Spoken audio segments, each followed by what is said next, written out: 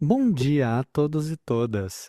Gostaria de dar as boas-vindas a vocês na teleconferência de resultados do Grupo Fleury no quarto trimestre de 2025. Estão presentes hoje conosco a senhora Giane Tsutsui, presidente da companhia, senhor José Filippo, diretor executivo de finanças, e senhor Renato Braun, diretor de RI. Queria aproveitar para informar que este evento está sendo gravado e que também estamos disponibilizando tradução simultânea para o inglês. Primeiro, vamos fazer a apresentação dos resultados da empresa e, em seguida, iniciaremos a sessão de perguntas e respostas. Ao final dessa sessão, a senhora Giane fará considerações finais. Todos os números que vamos citar aqui hoje são comparados ao mesmo período do ano de 2024, exceto quando especificado, e foram arredondados para o milhar mais próximo. Antes de prosseguir, gostaria de esclarecer que esta apresentação pode conter informações sobre eventos futuros. Tais informações não são apenas fatos históricos, mas refletiriam os desejos e as expectativas da direção da companhia. As palavras acredita, espera, planeja, prevê, estima, projeta, almeja e similares pretendem identificar afirmações que, necessariamente, envolvem riscos conhecidos e desconhecidos. Riscos conhecidos incluem incertezas que não são limitadas ao impacto da competitividade dos preços e serviços.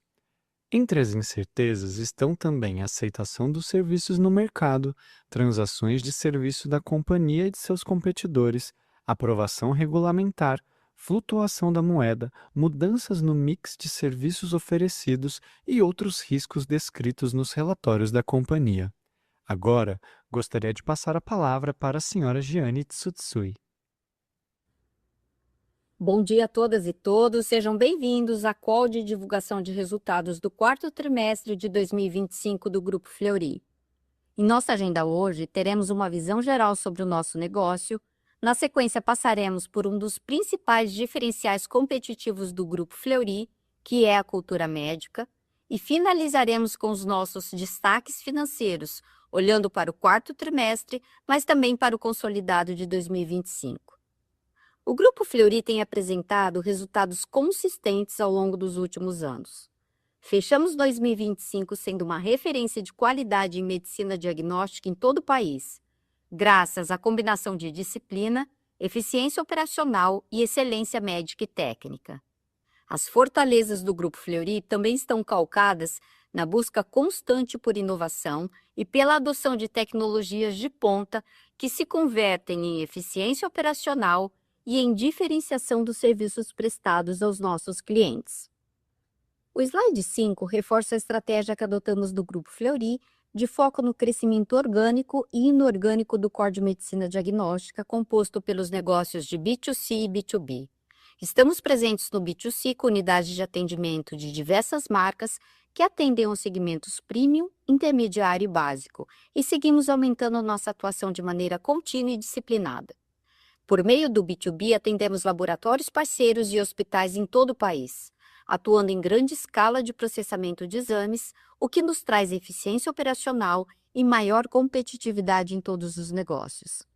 Além da medicina diagnóstica, disponibilizamos serviços focados em prevenção e acompanhamento contínuo da saúde, como vacinação, check-up e serviços de atenção primária.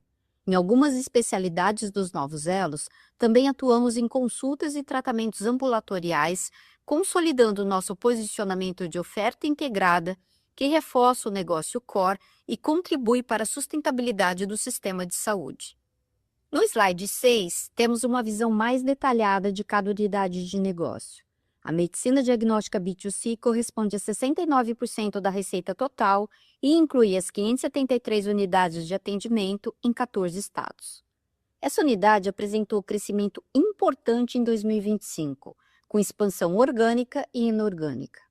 Outra alavanca de crescimento foi o atendimento móvel, que corresponde a 8% da receita total do grupo ou 11,2% da receita do B2C.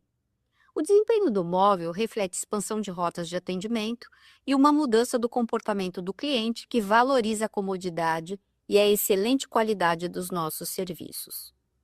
A medicina diagnóstica B2B representa 22% da receita total e inclui o Lab-to-Lab, que atende mais de 8.000 clientes em 2.200 municípios em todo o Brasil e 35 hospitais. Em 2025, fizemos expansão significativa da capacidade produtiva do Lab-to-Lab, com ganho de novos clientes, e trouxemos inovações que resultam em maior eficiência operacional das nossas áreas de processamento. Na unidade Novos Elos, concentramos serviços voltados à prevenção e ao cuidado contínuo. Esta unidade representa 9% do faturamento do grupo, com atuação em 5 especialidades. Os Novos Elos integram serviços de diagnóstico, prevenção e tratamento, oferecendo soluções que completam a jornada ambulatorial de cuidado do paciente. No slide 7, trazemos uma representação visual de 2 pilares da nossa estratégia: o crescimento constante e a diversificação de receitas. No gráfico à esquerda, demonstramos a trajetória de crescimento da receita do Grupo Fleury, com um CAGR de 2012 a 2025 de 13,7% ao ano. Desde 2021, aceleramos este crescimento e mais que dobramos nossa receita, passando de 4,2 bilhões de reais para 9 bilhões de reais em 2025. Nós sempre acreditamos que ter um portfólio diversificado tornaria o grupo ainda mais saudável e resiliente, e no gráfico à direita é possível observar nosso sucesso nessa frente. A Barca Fleury manteve crescimento ao longo dos anos e atualmente representa 25% da receita total do grupo, enquanto outras marcas São Paulo ganharam representatividade. A expansão geográfica também foi determinante, com uma participação relevante em regionais como Minas Gerais e Rio de Janeiro. Vale ressaltar que B2B Novos Elos vem ganhando participação e contribuindo de maneira consistente nos últimos anos. Essa diversificação de receitas e de fontes pagadoras confere ao Grupo Fleury maior capacidade de capturar market share. No slide 9, destacamos uma das nossas principais vantagens competitivas e que foi fundamental para a construção da história do Grupo Fleury, que é a cultura médica, valorizando o desenvolvimento de carreira, o compartilhamento de conhecimento e a inovação. Chegamos ao final de 2025 com um corpo clínico formado por 5.200 profissionais especializados em áreas que vão da radiologia à telemedicina, da ortopedia à neurologia, localizados em todas as regiões do país, com atuação reconhecida pelos pacientes e médicos prescritores. No Grupo Fleury, os médicos são contratados a partir de critérios como formação, experiência, vínculo acadêmico e capacitação, e têm a oportunidade de crescer a partir de suas competências técnicas, de gestão e de liderança, em uma lógica de carreira em W.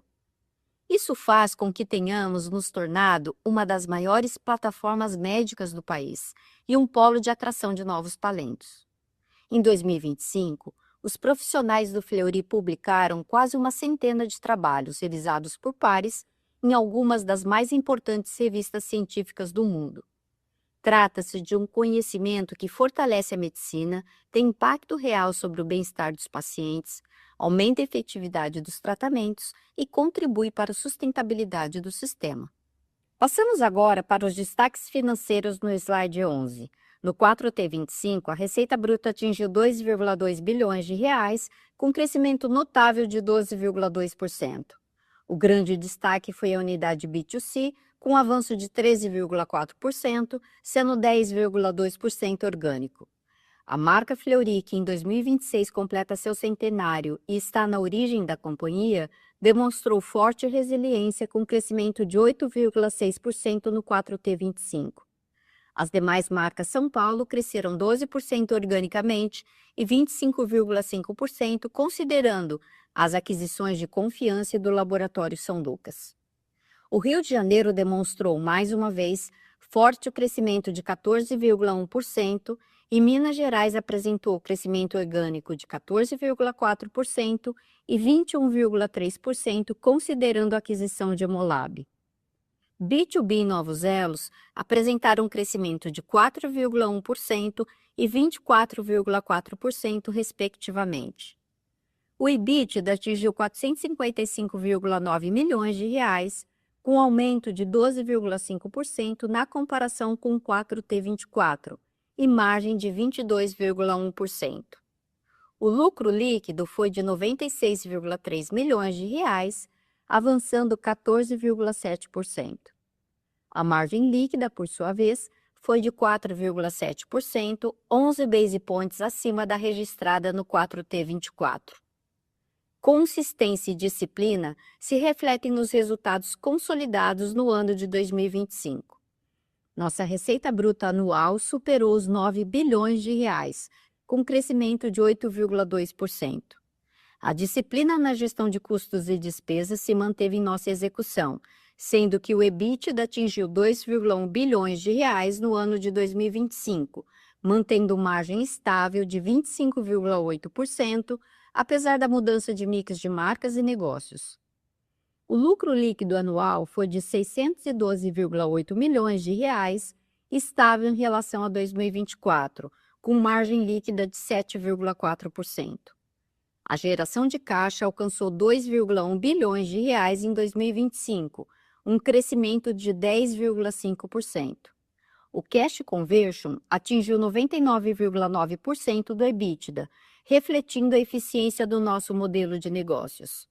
Por fim, mantivemos crescimento de ROIC, que atingiu 16,6%, um aumento de 260 base points em relação ao 2T23, quando realizamos a combinação de negócios entre Grupo Fleury e Pardini.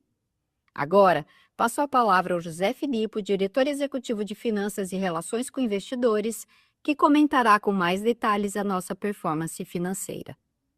Obrigado, Jeane. Bom dia a todos. Continuamos agora com o detalhamento das informações financeiras do último trimestre e do ano de 2025.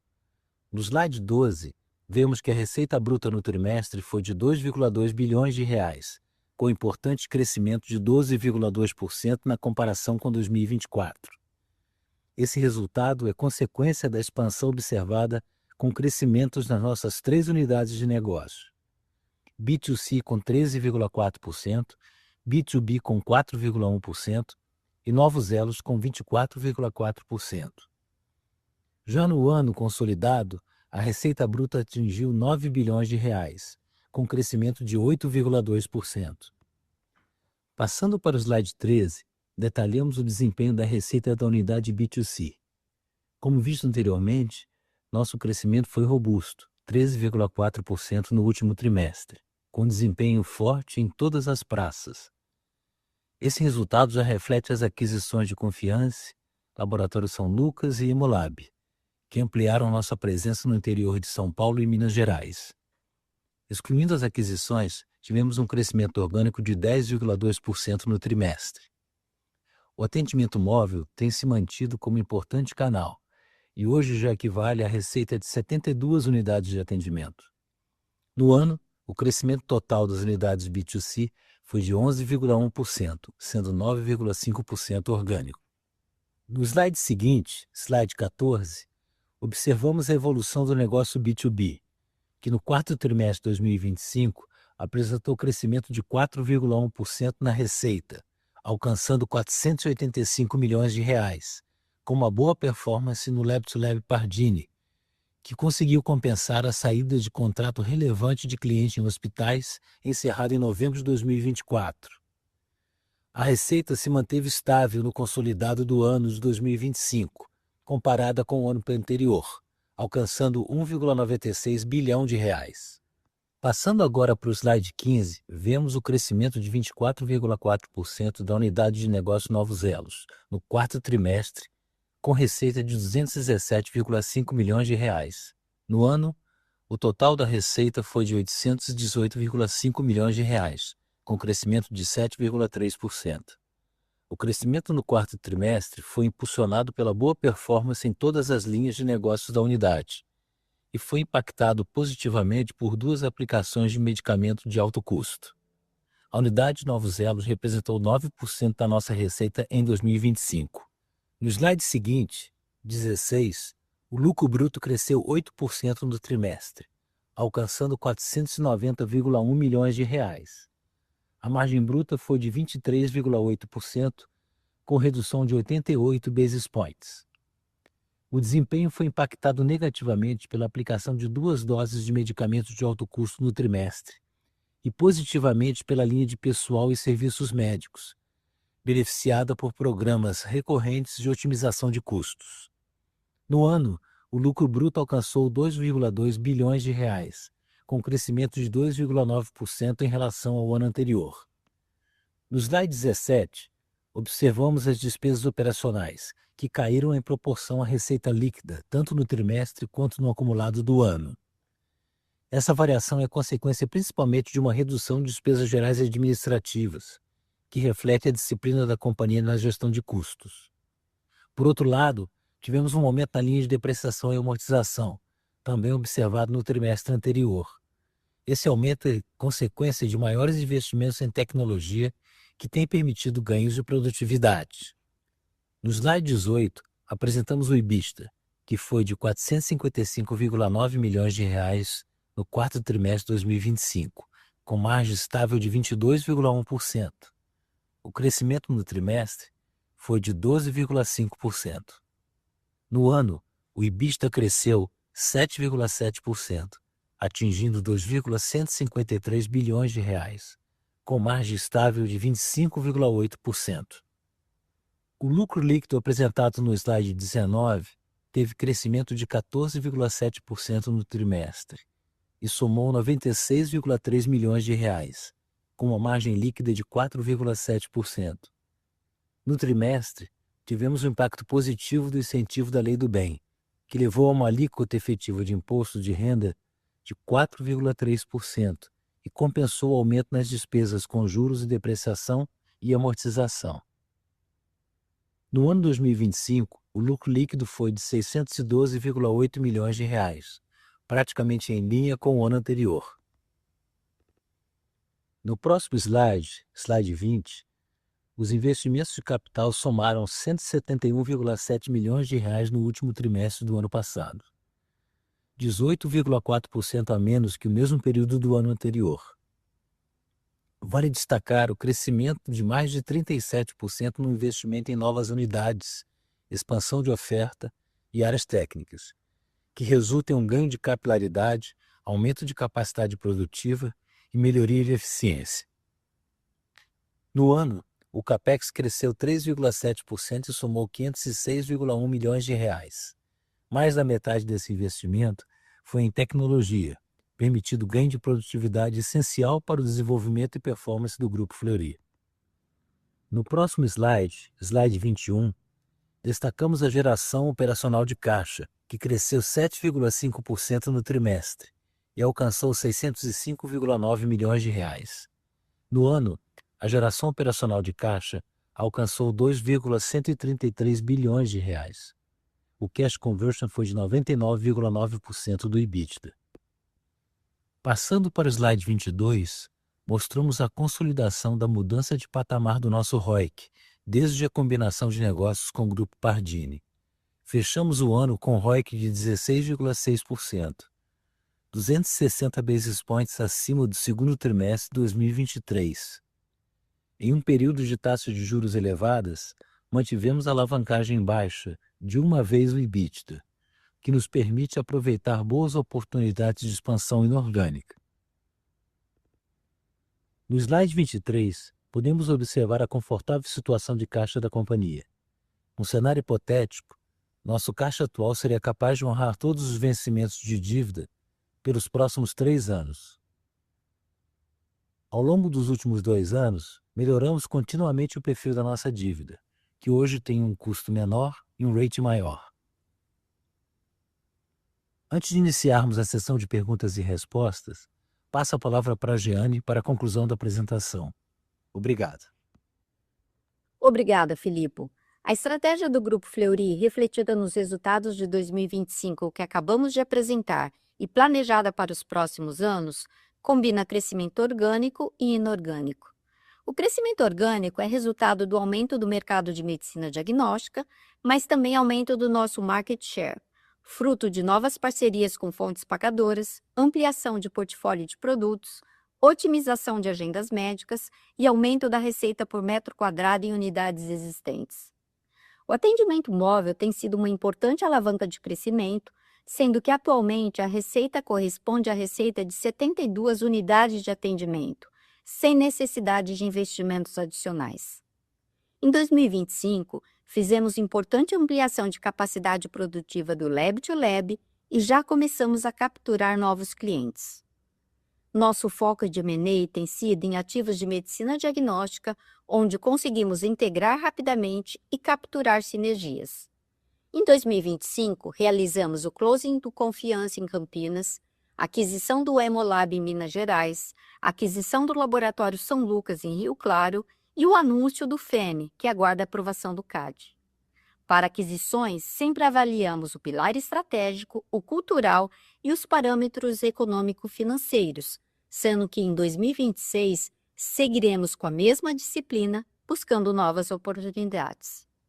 Na frente de eficiência operacional, fizemos investimentos em projetos estruturantes que viabilizam ganhos de produtividade, como o agendamento digital, implementado nas marcas A Mais São Paulo, Fleury e Labs A Mais no Rio de Janeiro. Em 2025, já capturamos eficiência com o agendamento digital, e nosso objetivo é aumentar a utilização ao longo do tempo, com potencial para implementar nas demais marcas do grupo. Adicionalmente, continuamos nosso posicionamento de diferenciação e melhora na experiência do cliente. Fortalecer nossas marcas é chave para aumentar o relacionamento com operadoras, médicos e pacientes. Como parte da comemoração do centenário do grupo em 2026, inauguraremos nos próximos meses a unidade Fleury Marco 100, com portfólio completo em medicina diagnóstica e um centro de referência em longevidade saudável. Nosso posicionamento de oferta de soluções ambulatoriais de qualidade gera valor a todos os stakeholders. Chegamos ao fim de 2025 como uma empresa mais forte, resiliente, com ampla confiança da comunidade médica, robusto posicionamento em ciência, tecnologia e inovação, presença nacional e eficiência operacional. Agradecemos aos nossos mais de 23 mil colaboradores e 5.200 médicos, que todos os dias fortalecem nossa cultura organizacional e o relacionamento com os clientes. Nossa estrutura financeira sólida e clareza de direcionamento nos permitem reforçar, cada vez mais, o posicionamento do Grupo Fleury como um dos líderes no setor de saúde no Brasil. Começamos 2026 com a certeza de que a ciência e confiança que nos trouxeram até aqui vão nos levar ainda mais longe. Muito obrigada, ficamos agora à disposição para a sessão de perguntas e respostas. Senhoras e senhores, iniciaremos agora a sessão de perguntas e respostas. Para fazer uma pergunta, por favor, cliquem no botão levantar a mão. Para retirar a pergunta da fila, por favor, cliquem no botão abaixar a mão. Gostaria de passar a palavra para o Sr. Renato Braun, que conduzirá a sessão.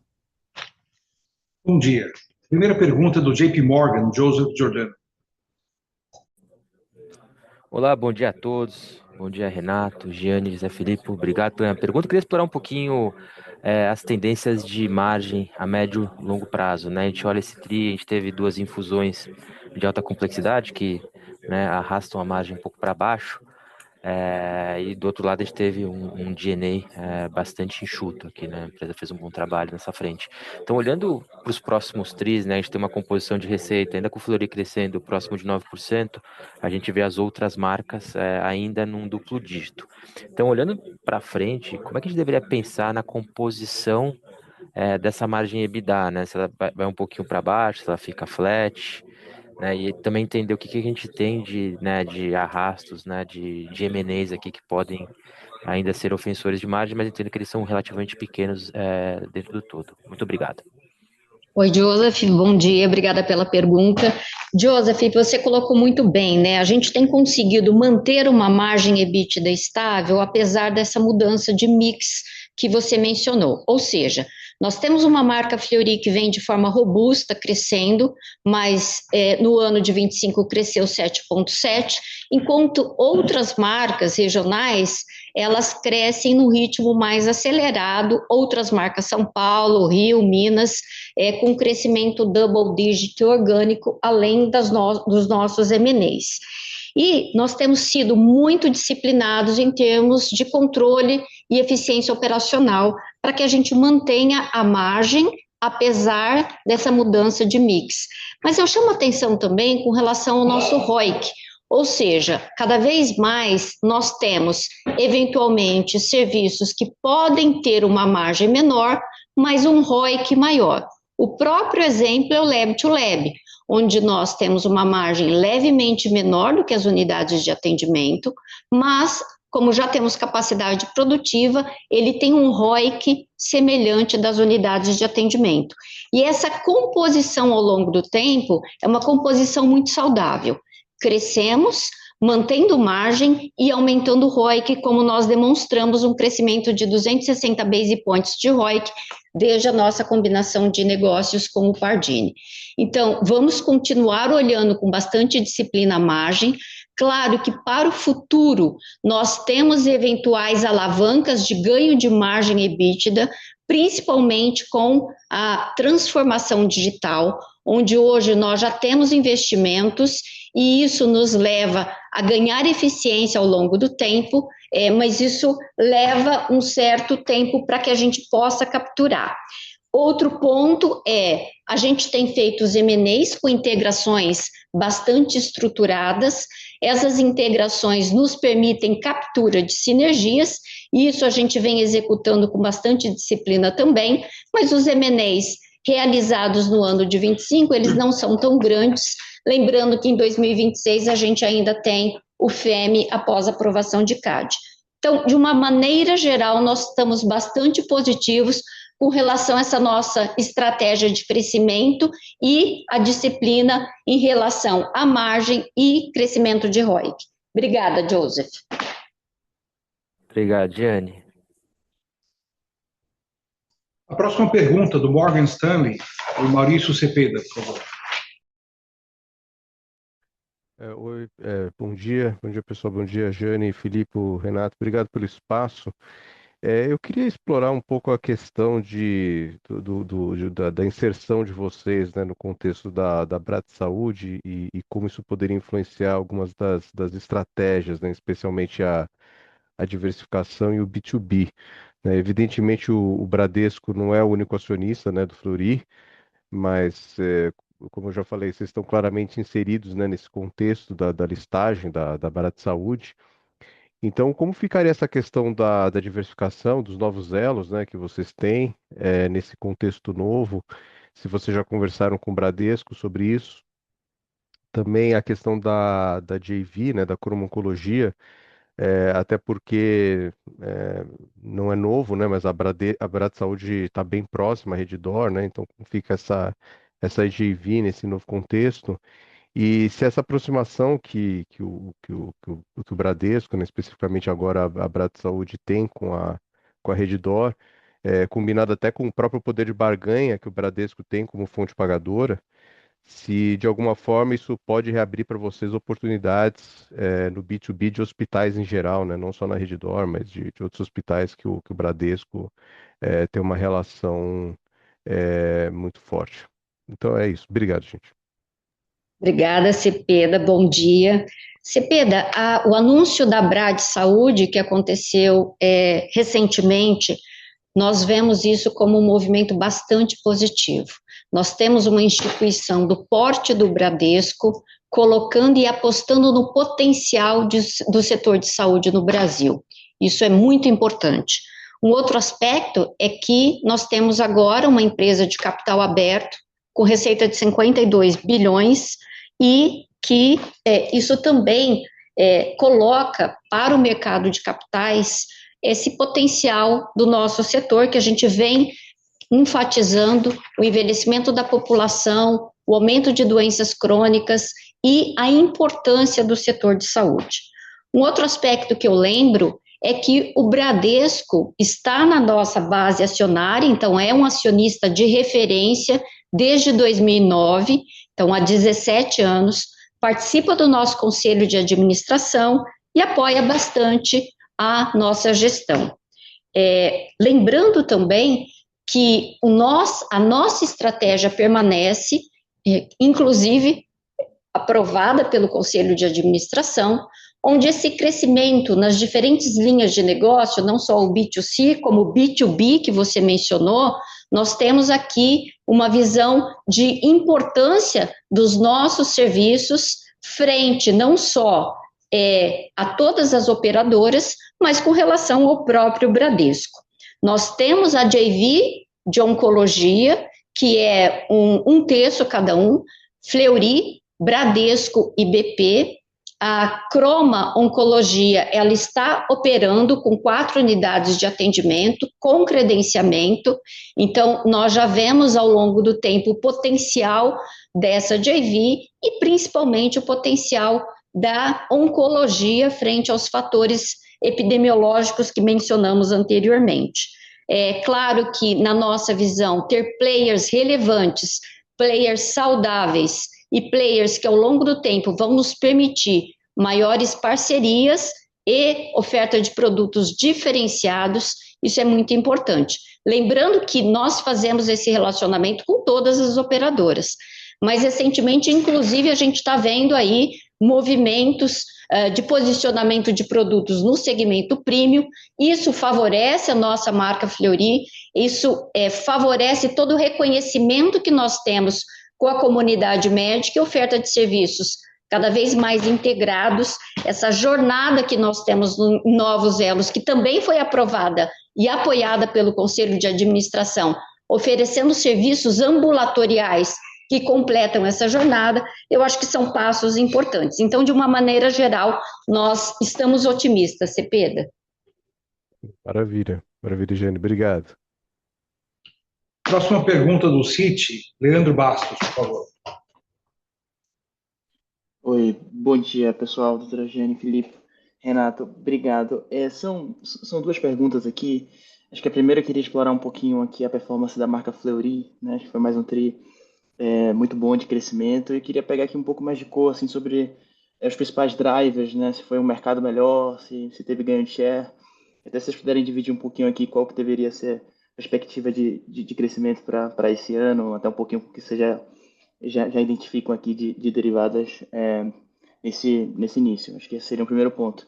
O segundo, sobre B2B, eu queria explorar um pouquinho mais aqui a parte Lab to Lab, né? Ali dentro ela está meio poluída com a saída de um hospital relevante, né? Mas se puderem comentar um pouco como que o Lab to Lab vem crescendo, né? Tanto volume como preço, e até um pouco o que vocês têm acompanhado de ambiente competitivo nesse setor, né? Algumas empresas também relevantes vêm se movimentando, então eu queria pegar um pouquinho também da leitura de vocês do ambiente competitivo nessa parte. Obrigado.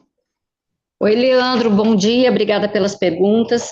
Leandro, com relação à marca Fleury, a gente vem sempre colocando a resiliência dessa marca que esse ano completa 100 anos e que tem ao longo do tempo mostrado um crescimento já num segmento premium, cujo número de beneficiários ele tem um crescimento mais restrito, mas a gente tem um market share relevante e a gente vê sim um crescimento de market share.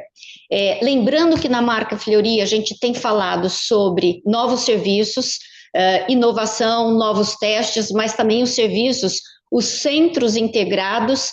Mais recentemente a gente colocou o Centro Integrado de Neurologia, de Endometriose, e é impressionante a força da marca Fleury junto à comunidade médica, mas principalmente resolvendo os problemas mais complexos, com muita inovação e com médicos que são referência em toda a medicina diagnóstica. A gente tem, dentro da perspectiva aí da marca Fleury, um ano onde a gente comemora o centenário, a gente tem o lançamento da unidade Marco 100, com portfólio completo de medicina diagnóstica, um novo centro que acompanha essa tendência, né, de busca por mais saúde, mais qualidade de vida, olhando muito para a prevenção, para a promoção de saúde. Então, temos uma perspectiva positiva. Crescemos no ano 7,7%. É claro que a cada trimestre nós temos aí influência da questão de dias úteis e de base de comparação. Então, nós tivemos um primeiro semestre de 25 mais impactado por aqueles feriados prolongados que a gente já previa e um segundo semestre mais forte, mas estamos muito confiantes na marca Fleury.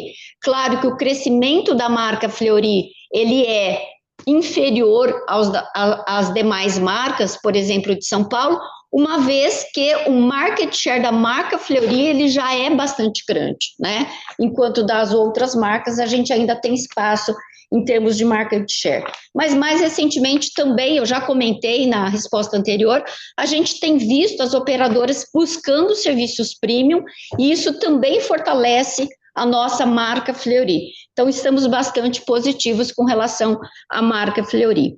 Em relação ao B2B, o Lab to Lab continua com bom crescimento. Claro que teve a saída de um grande hospital na base de comparação do B2B.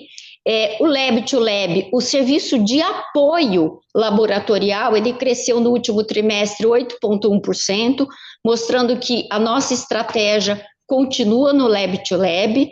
Também nós tivemos, no ano de 25, ampliação da capacidade produtiva, não só uma nova área técnica no Rio Grande do Sul, uma nova área técnica aqui em São Paulo, na nossa sede, que tinha espaço com uma tecnologia de ponta. Somos o maior laboratório do mundo com a tecnologia do GLPA, e nós temos, ao longo do tempo, uma visão, já capturamos mais clientes com essa expansão da capacidade produtiva, e está vindo bastante forte o nosso volume do Lab to Lab. Claro que nós temos um ambiente competitivo com bons players atuando no Lab to Lab, mas nós também temos um posicionamento muito forte no Lab to Lab, que amplia o acesso à saúde. Então, nós estamos bastante confiantes do nosso potencial de continuar crescendo no Lab to Lab. Obrigada, Leandro. Obrigado, doutora Jane. Bom dia. Próxima pergunta do Itaú, Felipe Amâncio. Opa, bom dia, pessoal. São duas perguntas aqui do meu lado. A primeira delas é sobre o Rio. Mais uma vez a gente viu um desempenho muito forte das marcas dessa praça. Queria entender se tem algum operador em específico que tem ganhado share aqui, ou se tem alguma iniciativa comercial específica que vocês estão aplicando aqui no Rio de Janeiro e que tem ajudado nesse crescimento. E a minha segunda pergunta é sobre o relacionamento com as fontes pagadoras. A gente tem visto também cada vez mais fontes pagadoras trabalhando em produtos com prestadores de referência, né, tentando enxugar um pouco mais a rede credenciada, melhorando a eficiência. E aí eu queria entender como que o Fleury ele tem se envolvido nisso, né? Se os produtos metálicos da Mil, o Sula Direto, produtos regionais do Bradesco, se eles têm trazido algum tipo de oportunidade aqui para o grupo. Obrigado, pessoal. Bom dia, Felipe Amâncio, obrigada pelas perguntas. Com relação ao Rio de Janeiro, a gente vem falando, né, que é um mercado desafiador. O número de beneficiários, ele não cresce num ritmo tão acelerado como o nosso crescimento. O desempenho do trimestre realmente foi muito forte, né? 14,1 e do ano aí double digit. E a gente vem trabalhando com todas as operadoras, tá? Não tem, então, nenhum crescimento numa operadora específica, mas sim, temos uma estratégia comercial de reforçar a diferenciação dos nossos serviços, lembrando que no Rio a gente tem 4 marcas, Felipe Matoso, Lab, Centro de Medicina e LAF, com uma capilaridade muito grande, com um número grande de unidades. E no Rio a gente trabalhou muito também com ampliação de agendas médicas. Nós até trouxemos nesse release a questão de cultura médica, o quanto que isso é importante ao longo da história para também enfatizar os nossos resultados aqui do B2C, no ano de 2025.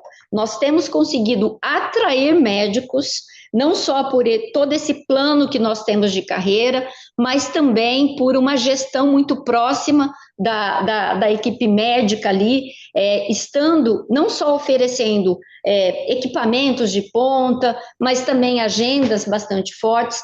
Essa capacidade de atrair novos médicos nos permitiu, especialmente no Rio, ampliar agendas em algumas unidades mais distantes. Isso é um desafio, né, para o deslocamento dos médicos, e a gente vê que a gente está atendendo esta demanda. Então, tem uma gestão no Rio muito próxima, uma gestão que olha com detalhes todas as nossas oportunidades e, de uma maneira geral, a gente está bastante satisfeito com o crescimento orgânico do Rio, assim como, por exemplo, em Minas, a gente também teve um crescimento orgânico no trimestre de 14,4%, claro que a gente também fez a aquisição do Hemolab, mas na mesma linha, uma gestão muito próxima, uma capacidade de capturar, né, market share e oferecer serviços e ampliação das agendas médicas. Com relação às fontes pagadoras, a gente sim está vendo um cenário mais positivo, lembrando que os dados da Agência Nacional de Saúde Suplementar mais recentes mostram que, de uma maneira geral, a sinistralidade já está em níveis médios até inferiores do pré-pandemia, então todo aquele aumento de sinistralidade e período de pressão forte que foi o pós-pandemia, ele agora a gente vê as operadoras trabalhando bastante com combate a fraudes, e nós somos parceiros nesse sentido, e buscando a oferta de novos produtos que tragam mais clientes. E nesse aspecto, sim, as nossas marcas reconhecidas, elas têm aqui um aspecto de poder participar de ofertas diferenciadas para as fontes pagadoras.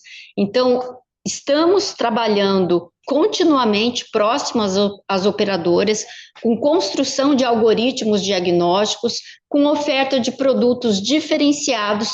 Mais uma vez, eu reforço a importância das nossas marcas e o reconhecimento das nossas marcas. Obviamente, isso acaba atraindo o cliente. Isso, para a gente, é um aspecto bastante positivo. E, de novo, nós oferecemos não só marcas bem posicionadas na medicina diagnóstica, mas cada vez mais a gente busca oferecer serviços integrados ambulatoriais para acompanhamento do crônico e contribuição para a sustentabilidade do sistema. Muito obrigada. Obrigado, Giane. Bom dia. Próxima pergunta da Goldman Sachs, Gustavo Miele, por favor. Oi, Renato, obrigado. Bom dia para você, Giane, Filipe, obrigado pela apresentação.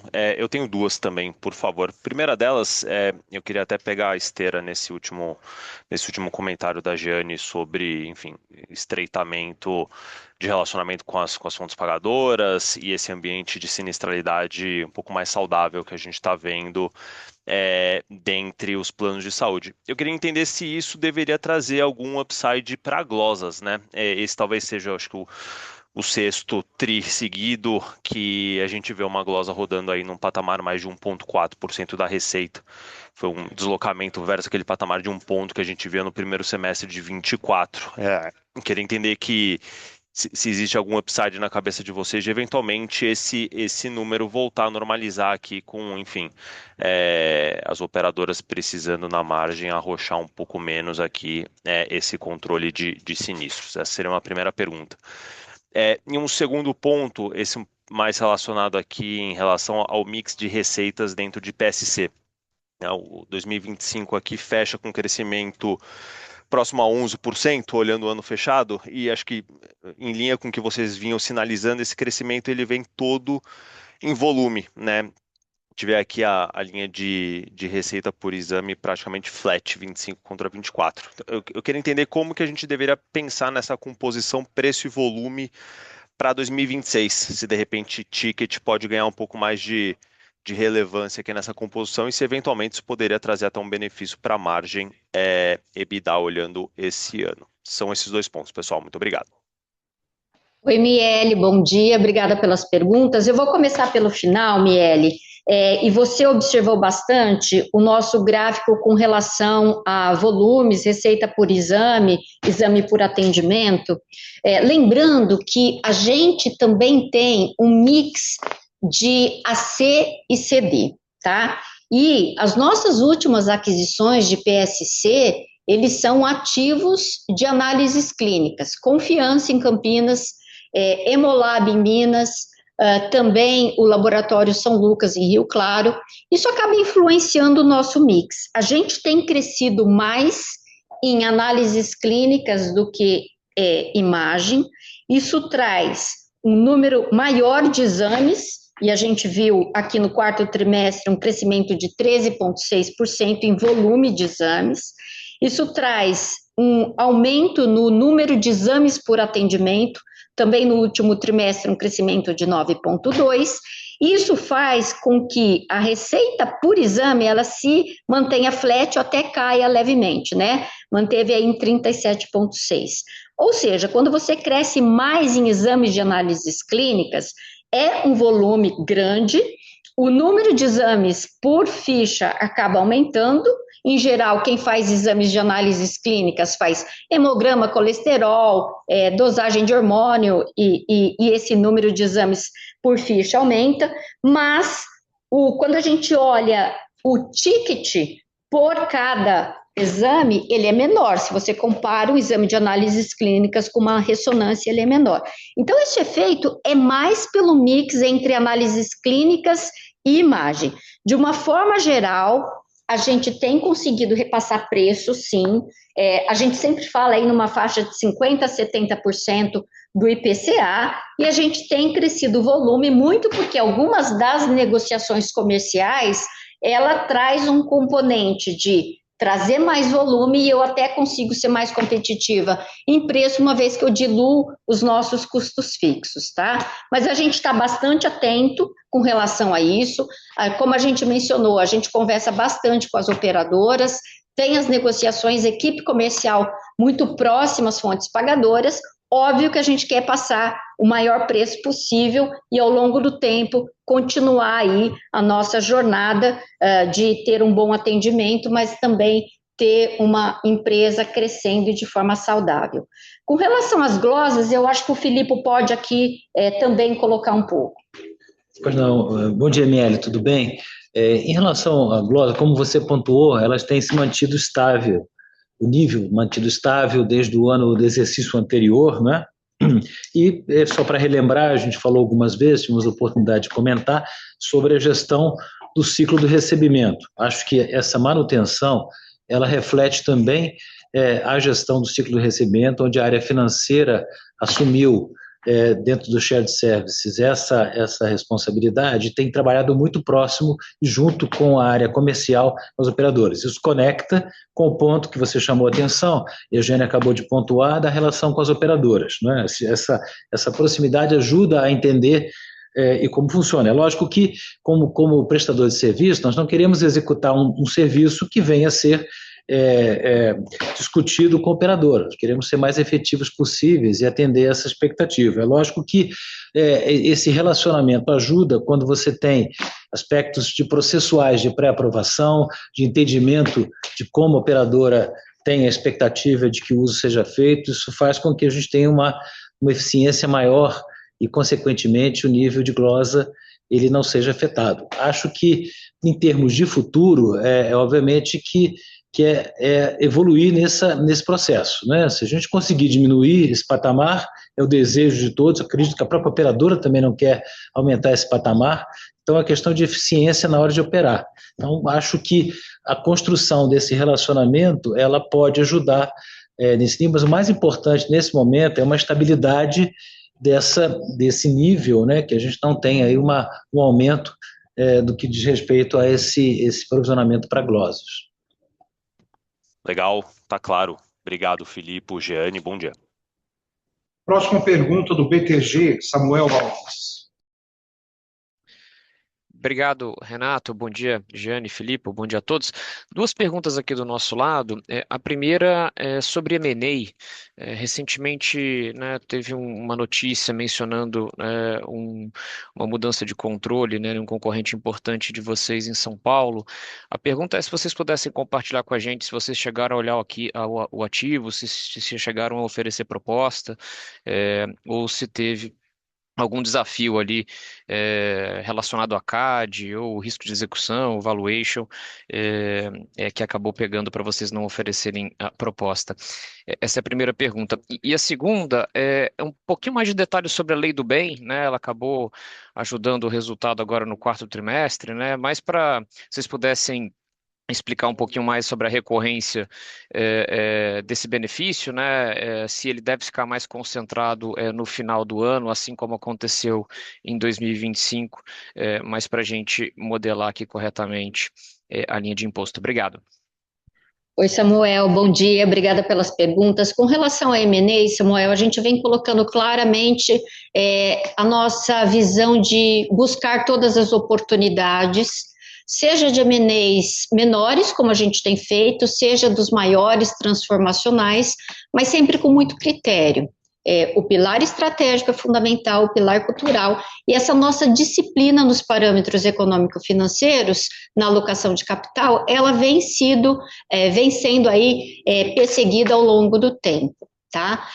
A gente fala num pipeline de M&A mais voltado para a medicina diagnóstica, onde a gente consegue capturar, então isso de uma certa forma é super importante, né? E, portanto, a gente olha todas as oportunidades com muito critério.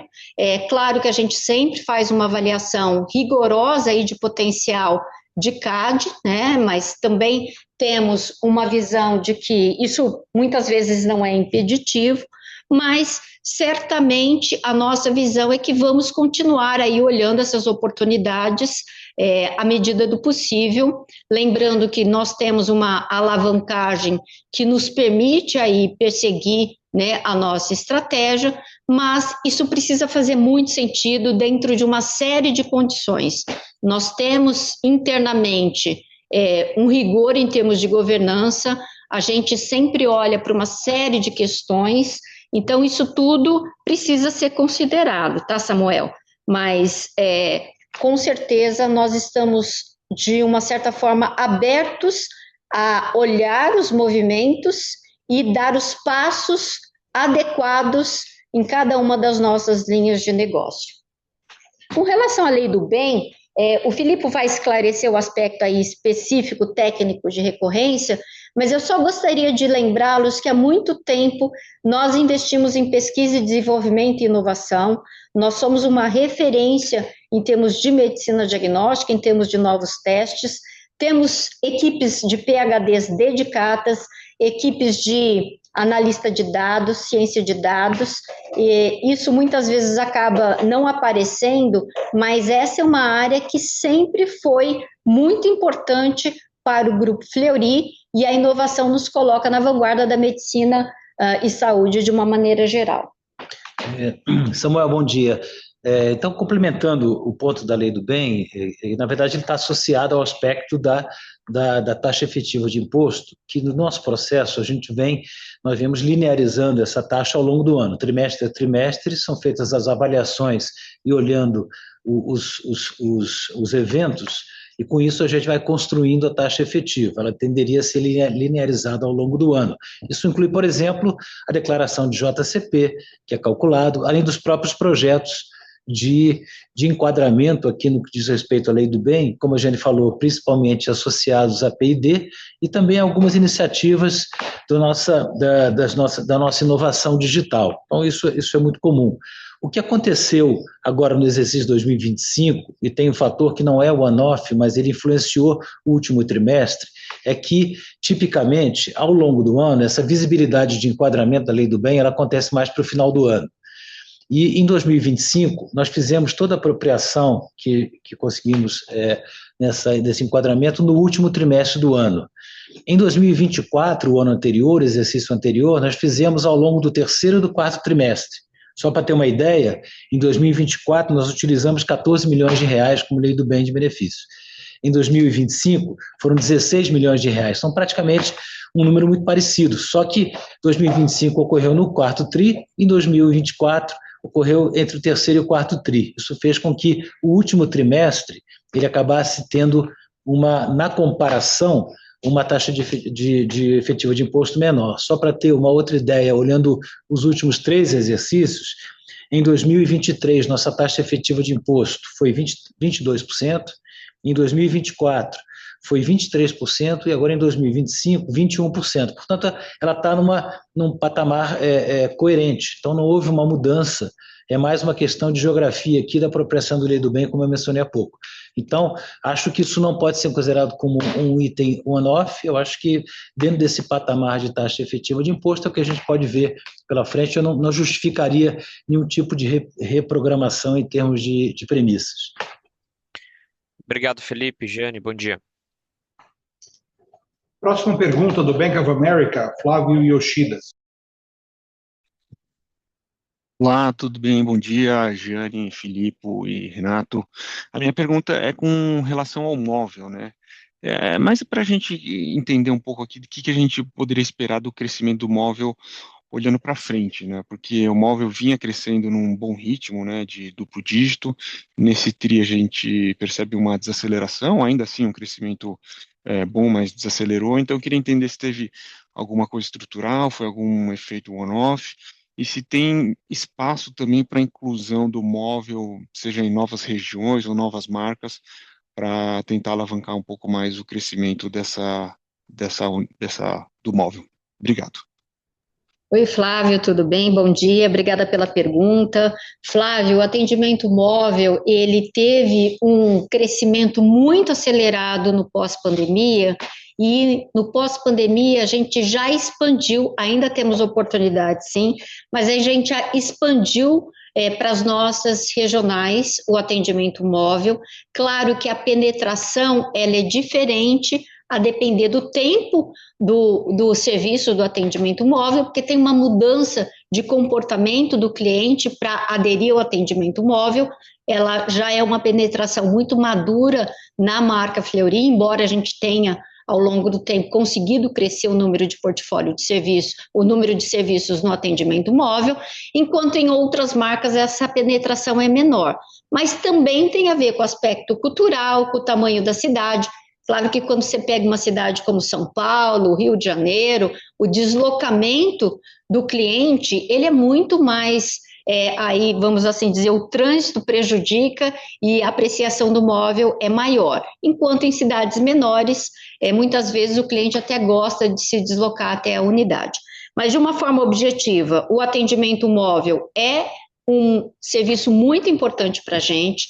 Eu lembro que a gente ter hoje uma receita que corresponde a 72 unidades de atendimento, sem precisar ter investido nessas unidades, é algo importante para o nosso retorno sobre o capital investido, embora o móvel tenha uma produtividade média inferior à produtividade das unidades. Mas é um serviço que, primeiro, o cliente gosta, ele valoriza essa comodidade e, de uma maneira geral, a gente acredita que ainda tem espaço para crescer no móvel, embora a penetração nas maiores marcas e os centros maiores, ela já esteja superior à de outras marcas, tá? Em novas regiões. Mas, por exemplo, quando a gente adquire uma nova marca, o Confiança em Campinas, a gente sempre olha para a oportunidade de crescer o atendimento móvel nessa nova marca. Então, embora sejam marcas menores, a gente sim tenta alavancar ao longo do tempo nessas novas regiões. Flávio, obrigada. Super claro, Jeane. Obrigado, bom dia. Próxima pergunta, UBS, Eduardo Rezende. Bom dia, Renato, Giane, Felipe, demais participantes. São duas do meu lado aqui também. A primeira é sobre CAPEX. A gente viu um nível menor nesse trimestre. No quarto trimestre do ano passado, a gente teve um nível mais elevado de investimento ali em TI. Eu queria pegar uma cor aqui no mandato de CAPEX agora para 2026. O que a companhia vem monitorando de oportunidades em tecnologia. Vocês mencionaram ali que tem a intenção de aplicar esse atendimento digital para as outras marcas, além do Fleury e do A Mais. Gostaria de saber se isso aí eventualmente iria requerer níveis de investimento maiores ou se eventualmente seria replicável o que já está em place para as outras marcas. Essa seria a primeira pergunta. E a segunda é uma atualização ali na parte dos novos elos. Na última interação vocês comentaram que a jornada recente dos novos elos foi mais voltada para integração e eficiência. Queria pegar uma atualização se esse continua sendo um mandato para essas unidades para este ano ou se a gente tem alguma atualização para essa unidade de negócio. Seria isso do meu lado. Obrigado. Ô, Eduardo, tudo bem? Em relação ao CAPEX, eu vou começar com o CAPEX. Nós temos visto o nível de CAPEX que a gente sempre tenta controlar, né? A gente tem sempre indicado aí que, como uma referência com receita, dado que a gente tem crescido em receita, a gente deva flutuar alguma coisa entre 6,5% e 7% da receita como uma ideia do que poderia ser o CAPEX como uma forma de manutenção, ok? No entanto, a gente teve até no ano de 2025 um CAPEX relativamente à receita menor do que o ano anterior, né? Nós tivemos aqui 506 milhões de CAPEX no ano de 2025, que representou 6,1% da receita, e no ano de 2024 foram 488, embora menor, ele representou 6,4% da receita. Então, está dentro desse parâmetro. Como é que funciona a nossa gestão do CAPEX? Primeiramente, toda decisão de CAPEX, embora ela esteja orçada e a gestão saiba que aquilo foi, de certa forma, mapeado, ela requer uma outra visita à gestão da diretoria executiva, ela é reaprovada no sentido de revalidada, vamos assim dizer.